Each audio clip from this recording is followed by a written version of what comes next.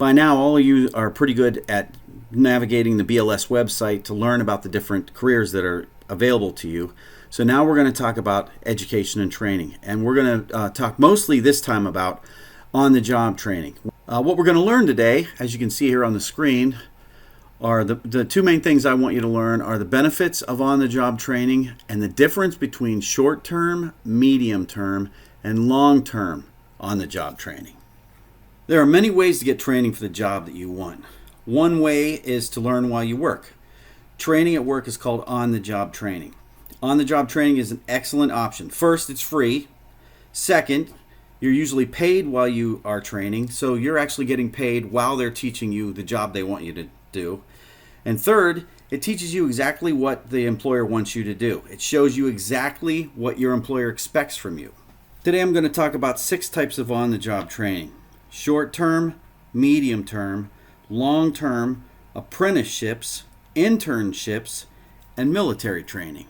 Our first one is short-term on-the-job training. It lasts a few weeks. Your boss, your coworkers show you what to do. You practice. Sometimes they help. And then eventually you can do the job on your own. So let's use an example. Imagine you get a job as a cashier. Your supervisor shows you how to use the cash register. You practice until you're pretty good at it. Then you start working with customers. If you have questions, you ask your boss or your coworkers, and in a couple weeks, you're doing the job like you've been doing it your whole life. Now we have medium-term on-the-job training. It lasts from a few months to a year, and when you do medium-term on-the-job training, you may learn how to use safety equipment.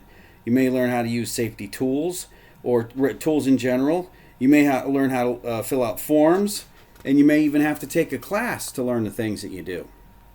Medium-term on-the-job training is more in-depth than short-term on-the-job training, and it teaches you to do more complex tasks. In other words, there's tasks that have more steps.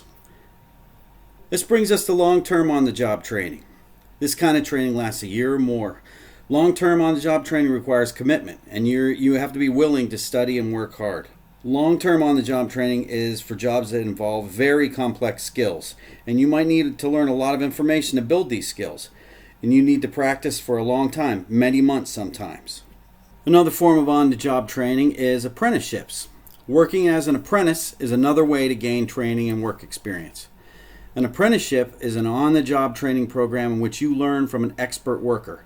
As an apprentice, you work alongside a master worker. The skilled worker helps you become better and better at your job. Some apprenticeships can last for 2, 3, or even more years. When you complete an apprenticeship, you are highly skilled in your field. Another form of on-the-job training is internships. An internship is a short-term job or work project. Internships usually last a few months.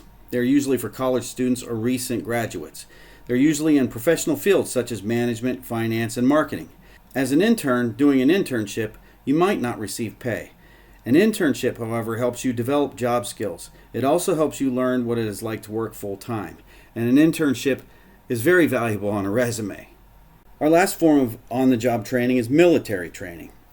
The United States Armed Services offer excellent training. There are 6 branches of armed services. The branches are Army, Navy, Marines, Air Force, Coast Guard, and Space Force. Each branch has training programs in hundreds of areas. These include health, science, vehicle repair, construction, human services, and broadcasting. One of the things that I can't stress the most about military service is if you decide to join the military, make sure that you pick a occupation or career that you can transfer and use in the civilian world. In other words, yes, we need soldiers that fight in our infantry, but there are no civilian jobs for infantry.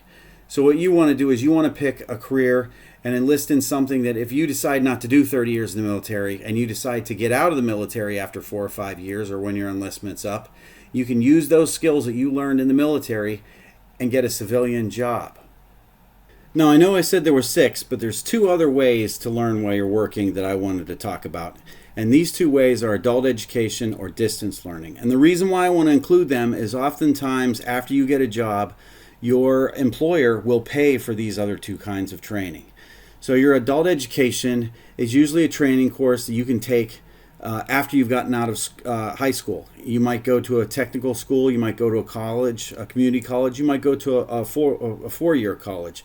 But the reason why it's called on-the-job training is because your employer will pay for it.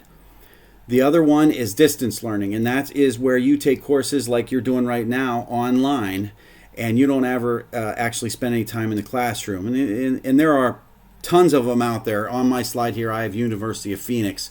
But in today's day and age, almost every college, almost every community college has some kind of distance learning or online learning that you can use. And like I said, the reason why I included these is because oftentimes after you're hired and your boss wants you to take additional training, you can use these other ways, and your employer will pay for them, which makes them become on-the-job training. So that's pretty much it for today. At the end of this, or on the Google Classroom, there should be a bank of questions you have to answer. I think I have 10 of them there. If you want to, you can go back and review this as much as you want. But I know it's short, but it's very important, and we'll be going over it in class when I get back. Also, make sure you're doing your word of the day, and make sure that you did the current event and anything else that you owe, like the newsletter.